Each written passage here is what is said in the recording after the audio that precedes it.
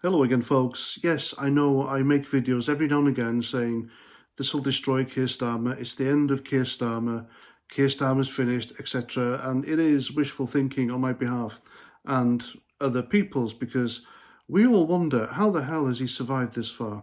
I mean, the guy is, what, 8 to 10 months into being Prime Minister, and the things he has been embroiled in, involved in, instigated, and yet nothing's happened to him, and he's still there. It's unbelievable. It really is.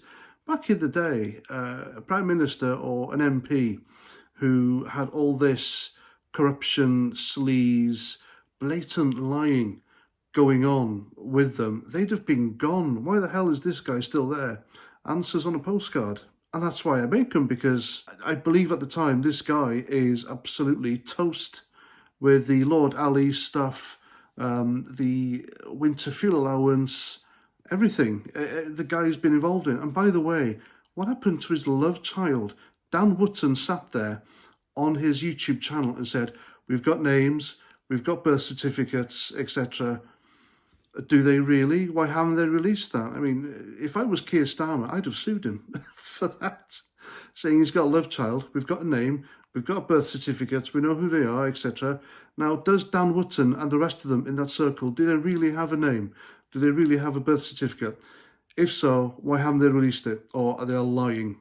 Again, answers on a postcard. If you've got something that could finish the guy and just get him out of office, then please, for heaven's sake, do the country a favour, Dan Wootton, and just release it, or stop fibbing. So anyway, that's why I do those videos, because I'm thinking to myself, surely he can't survive this.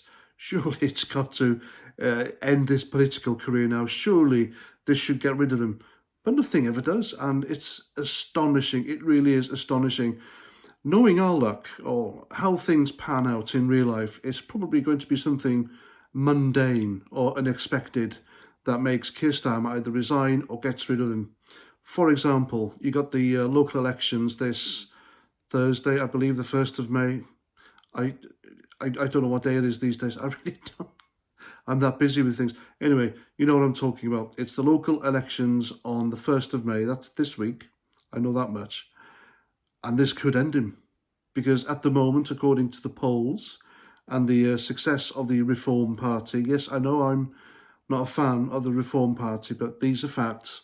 It's looking like they will sweep the board at the local elections, and a lot of local Labour Party bodies will be completely thrown out, completely.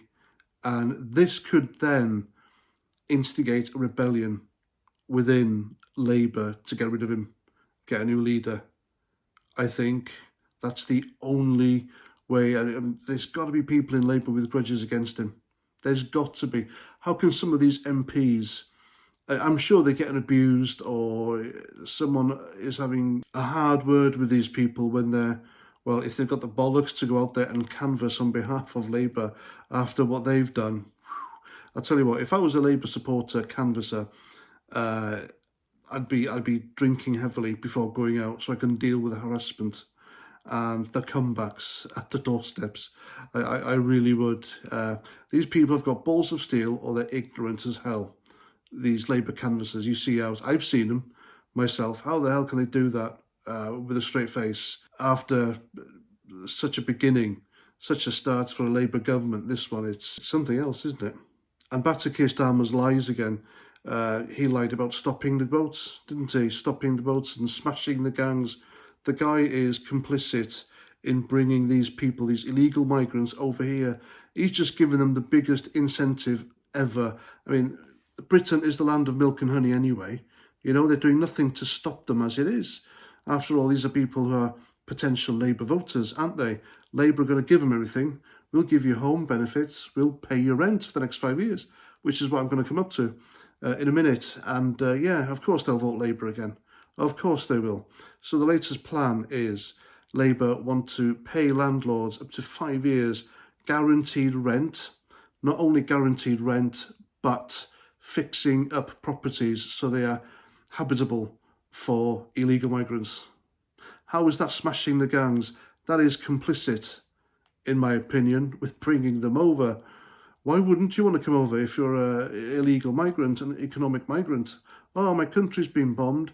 I'll cross several countries which are peaceful, not at war, come to the UK because they'll give me absolutely everything for free. It's mad, isn't it? Imagine you're on the housing list here in the UK for years and years and years. You've got kids, you're an ex-serviceman, woman, you've served your country in another capacity, and you should be on the top of the list for social housing. That's why they're building all these new homes in the UK. Hundreds of thousands of them. It's not for British people. It's not for people on social housing waiting lists. It's for future Labour voters who are coming over the channel illegally on a daily basis on dinghies. 2 and 2 together, folks. That's the only thing I can come up with. Can you come up with anything better? There's no other reason, is it?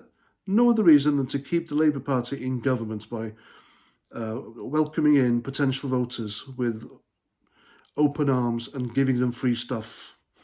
It's a no-brainer. I just don't understand why migrants don't take the legal routes. I mean, the money they're paying these smuggling gangs, tens of thousands of euros. Why can't they put that money into getting visas or something? Why? And dear me.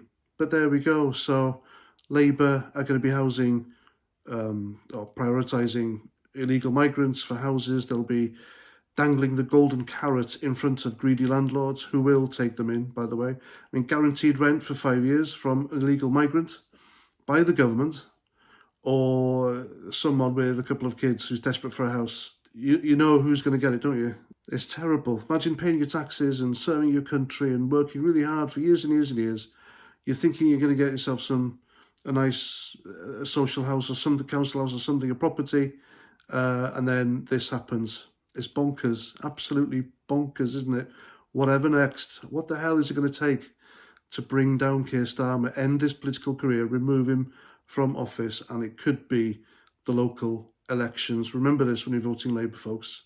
Remember that. And if you're for it, then have a word with yourselves. Have a look in the mirror. How the hell do you sleep at night? I don't know. Not even a mug of Horlicks is going to help you. I mean, you could sleep soundly already, I bet, can't you, if you're massive Keir Starmer Labour supporter. Terrible. Anyway, there we go. I'm past 49. Thanks for watching. And until the next time, Roger Trout.